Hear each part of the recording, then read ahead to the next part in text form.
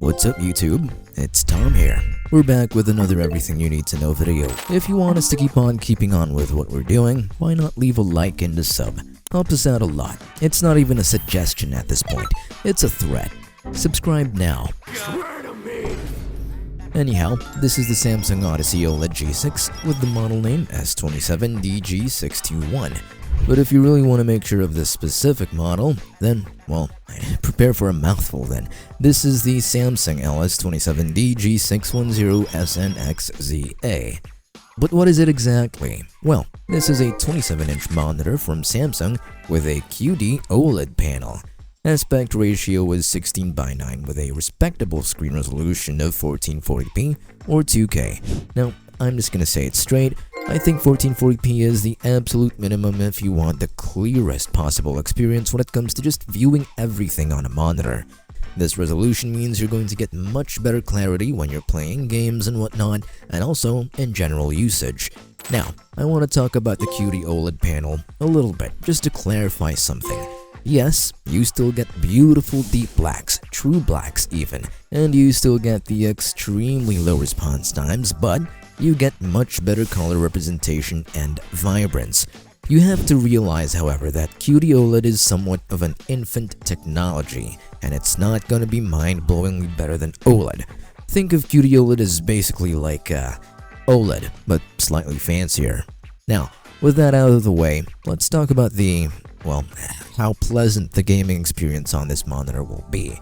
I've mentioned that this monitor has extremely low response times, which means we can expect it to be around 0.03 milliseconds at the very lowest. But of course, that won't mean that's the average response time, but it will still be much lower compared to IPS panels or VA panels.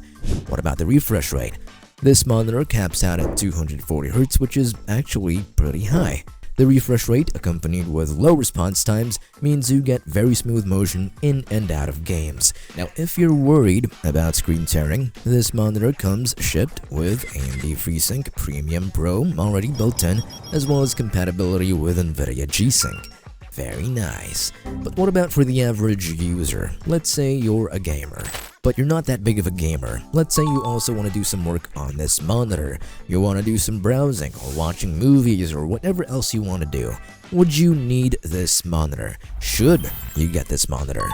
Well, if you want a pretty good monitor and you're really interested in true blacks and you just really want something nice, and you know what OLED panels do good, then yeah, why not?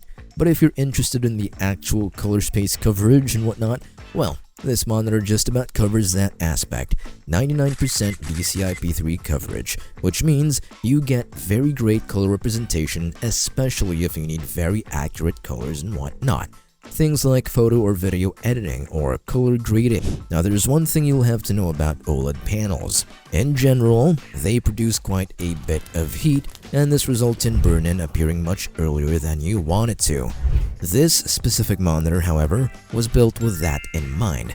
This monitor makes sure that it stays cool enough to prevent excess heat, thus preventing burn-in. Now, let's talk about the design. I like the design. I like it very much. I like it very, very much.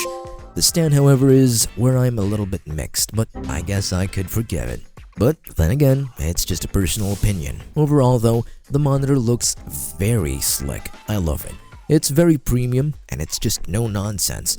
The bezels are pretty thin, and there's no branding on any of the bezels. It's just how it is. It's just the screen. It's beautiful. It's premium. And for ports, we have, from left to right, one USB Type-B port, two USB Type-A ports, one headphone jack, two HDMI 2.1 ports, and one DisplayPort 1.4 port. This is the usual port selection, and you can connect your consoles here along with your PC if that's the type of guy you are. Anyhow, that's all. If you're interested in this monitor, you can check out the link down below. Maybe you could also buy it if you're interested in going with OLED monitors. I personally would. Anyhow, again, leave a like, leave a sub, and thanks for watching.